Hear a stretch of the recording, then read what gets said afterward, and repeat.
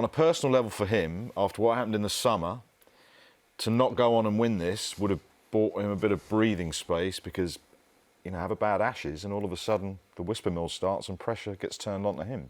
Yeah, as it always does, actually, and especially in the manner in which you go out there and play. And at the moment, they've not won or lost the Ashes, so there is going to be pressure, as there is on every England cricketer or coach when they go out there. That's the big one, isn't it? The Ashes.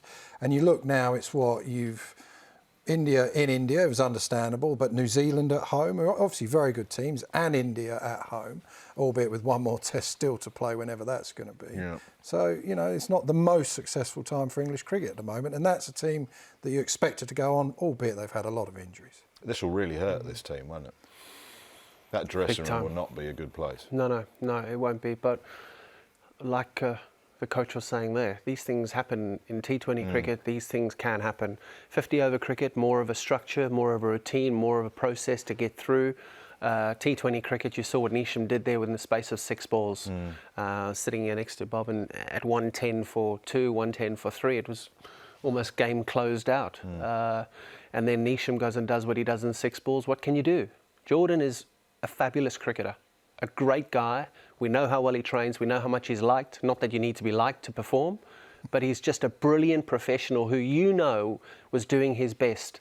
But tonight, Neesham got him. It is, I hate this, it is what it is. But what can you do? What can you do? How can you look back at it now and go, he bowled rubbish, he bowled this, he bowled that? Oh, he may not have bowled well, but the pressure exerted on him by Neesham got the job done for New Zealand. Well, you may have caught a glimpse of Nasser and Atherton, who are over my shoulder. Gentlemen, I'll come to you now. Michael, I'll come to you first, if I may. And an appreciation before we look at how England went, and certainly that 17th over, an appreciation of how well gelled this New Zealand unit is. Yep, they're an outstanding team, aren't they? In all formats of the game, really. They're through to another World Cup final. They're a sliver away from winning the last World Cup in 2019. They are the World Test Championships, Test Championship winners. Across formats, you'd have to say they are the strongest team at the moment. So congratulations to them, a fantastic achievement with limited resources in terms of personnel and money and all the things that we've often talked about. It just changed so quickly tonight, didn't it? For a long time in that chase, I thought England were ahead of the game. The pitch looked two-paced and sluggish. Nobody really got going. And suddenly Neesham comes out and just changed that game with some fantastic hitting. Well, the equation at one stage, Nas, was 57 needed of 24 balls. It was England's game and they had it in their pocket. It was, but as your guests have said, that is the unbelievable stuff with T20 cricket. We saw it 5 years ago in Kolkata, 19 good overs and then 4 in the slot deliveries and England lose it. And the same here after that Livingston 16th over at the far end. It needed 1 following up from this end. And under pressure, Chris Jordan didn't deliver. You know, it was either in the slot or it was wide, in the slot or wide. And when you're bowling to someone like Neesham and Mitchell, they will put you away. I think you have to give them credit because this is a reasonably big ground and it's not hitting. And At's point is an excellent one. It was a bit too paced. It's when you change for the whole tournament, they've stuck with back of that length. They didn't quite go short enough, I thought. I thought they were in between, and they didn't change their plan. Now, whether suddenly, because it is going pear-shaped, you change your plan, I do not know. It's an area still that England can't quite get right. For all his skills, Chris Jordan, I would say in the last year, I wouldn't say he's got his death bowling absolutely spot on. And Tamal Mills was a big loss. I know you're always a better player out of the side, but I agree with what Kevin was saying in the studio there, that Tamal Mills at the end there with short balls and slower balls would have been harder to hit, but he wasn't there, and England didn't quite get it right at the death. So, Ath, given that England's bowlers, and we saw in the South Africa game, were starting to come under a bit of pressure for the reasons Nasser said about the death bowling, Morgan has stuck to the plan of playing the extra batsman. Sam Billings didn't even get out to bat today. He didn't face a ball. Could you have given yourself another option, just a pressure relief of the extra bowler, or someone like a David Willey? Or is that wonderful hindsight, etc.? It's not quite hindsight, actually, because it's the argument that a lot of people were having ahead of the tournament.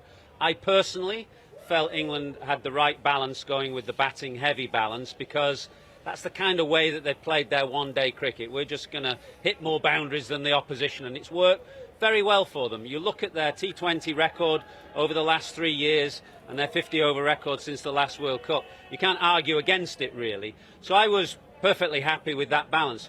But a lot of people were saying, you know, they felt that England could have gone with the extra bowler initially instead of Dawid Malan. He was the one whose place was under the spotlight right at the start of the tournament because of the nature of the conditions here, the importance of the power play and the way that he plays his game. But obviously then when Jason Roy got injured, there were many people who said, you know, maybe England should bring in the extra bowler, David Willey, to give them more options. So you can't say it's an argument people are having with hindsight because they were having it at the time, but equally I can't say they were wrong because I was perfectly happy with that balance. Whether I'm wrong, of course, is another matter. That may be the case. Nass, who's advanced their cause, would you say? I'm thinking of Liam Livingstone being probably one. Sorry, I lost that question, Morty. I think Keezy or Kevin were laughing in the background. So there are like a couple of kids in here. It's been like kindergarten trying to keep them in order. Who's advanced their cause for England, would you say? I'm thinking of Liam Livingstone perhaps being one.